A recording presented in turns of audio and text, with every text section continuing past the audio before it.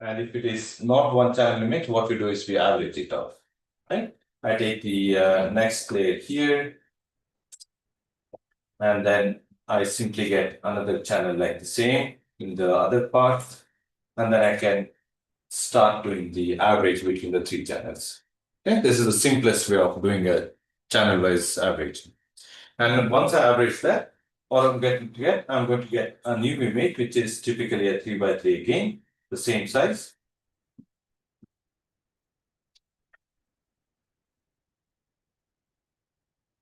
Like this, right? Okay. So now Sobel filtering, what it does is it does directional filtering.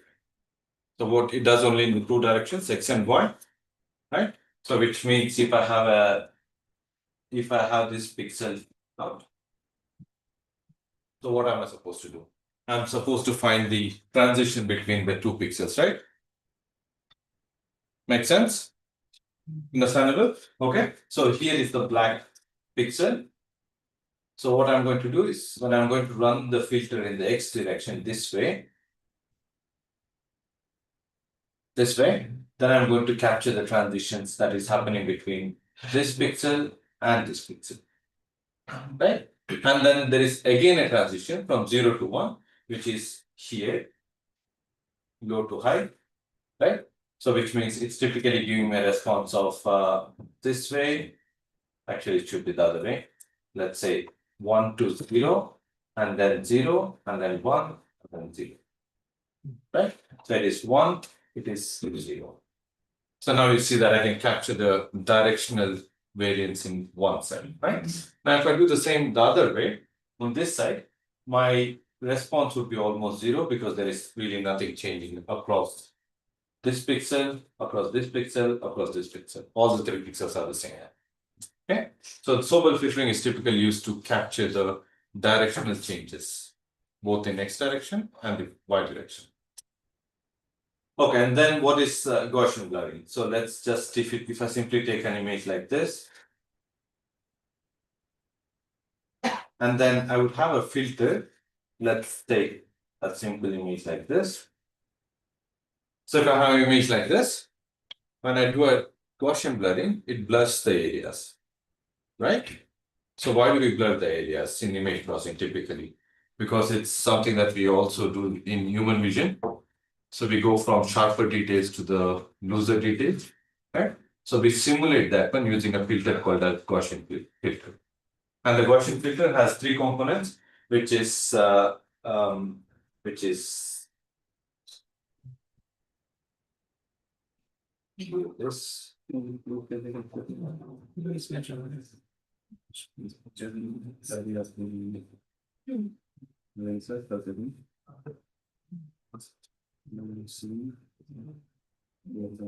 So here, if you see, there is a different size of the kernels, right? How much I need to blur. So I can start from anything from 1 cross 1, which means that it's going to filter every single pixel, which is not required. So what I'm going to do is that I'm going to start from 3x3, 5x5, 7x7, 9x9. And as I proceed, I can see that the image changes. And if you run the code right now, you'll be able to see this image.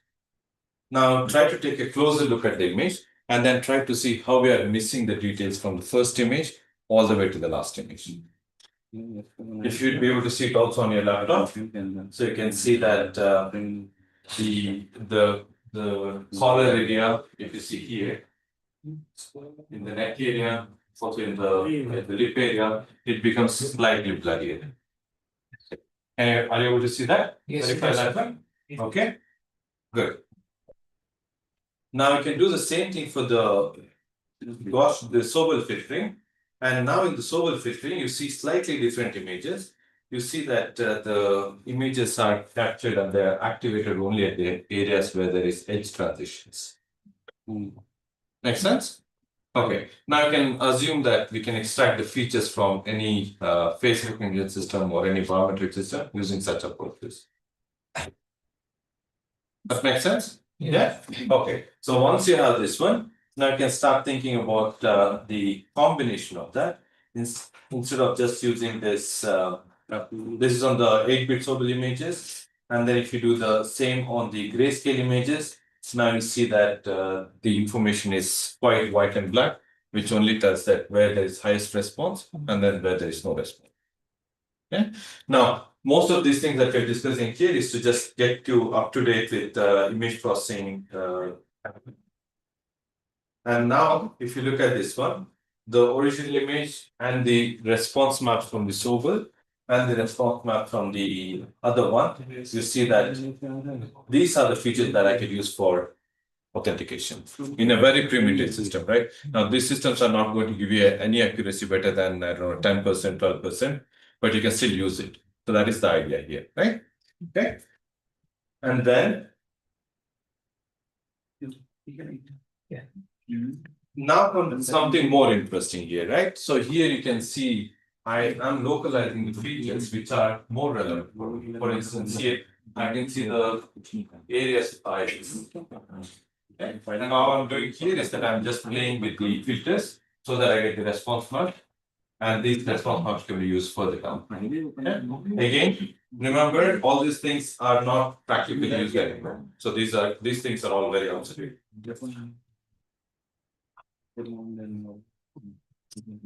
Then there is that is for the first part, and for the second one, if we can go back to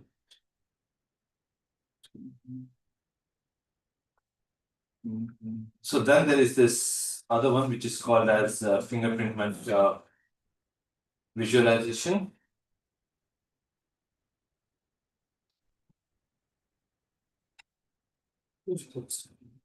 Oh yeah, okay,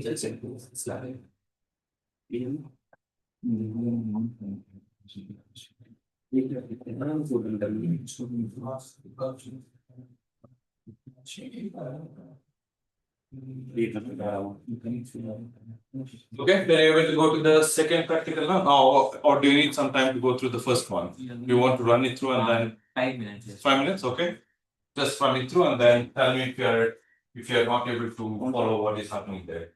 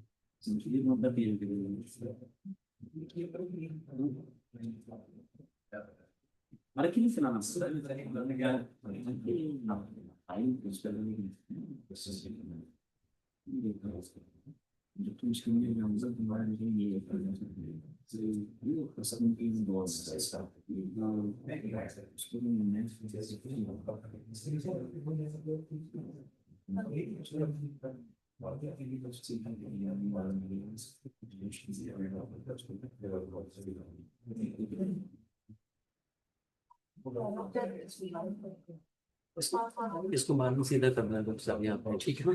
अभी तो चलेगा उससे। अब एक ही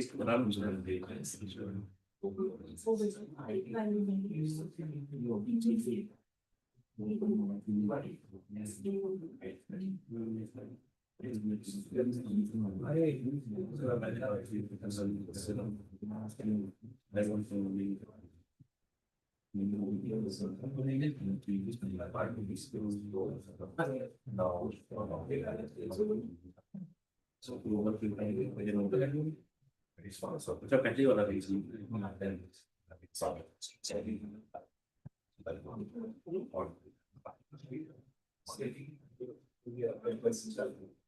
so that's all about us.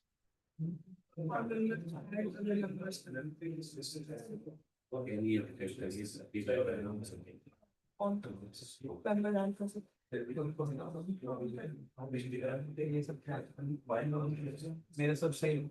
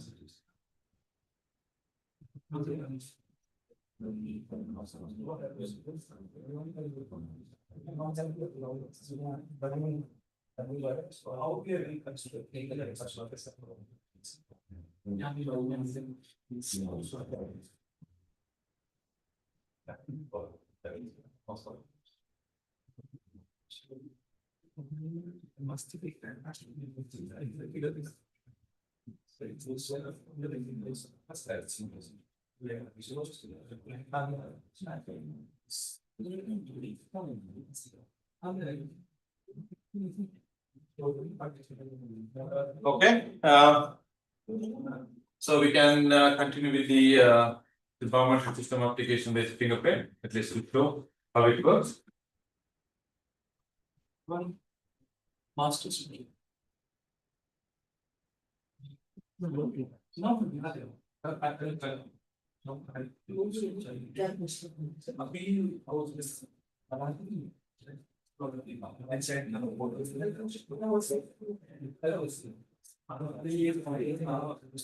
how it was going at just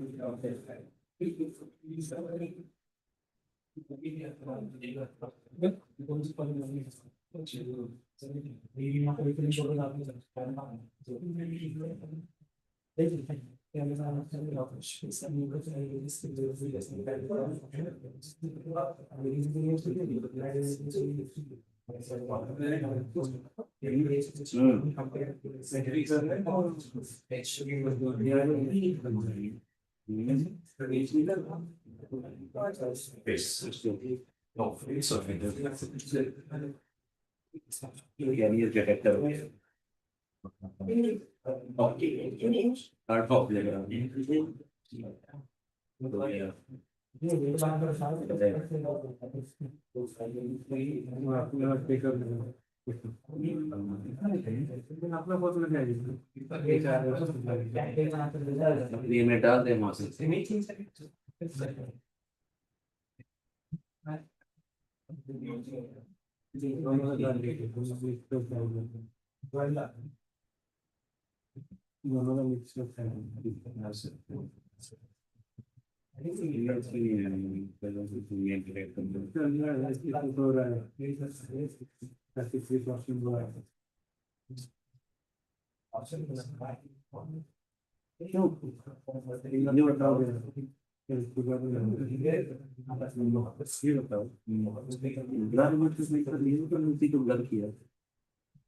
Gaussian कर लगा तो ये कमांड है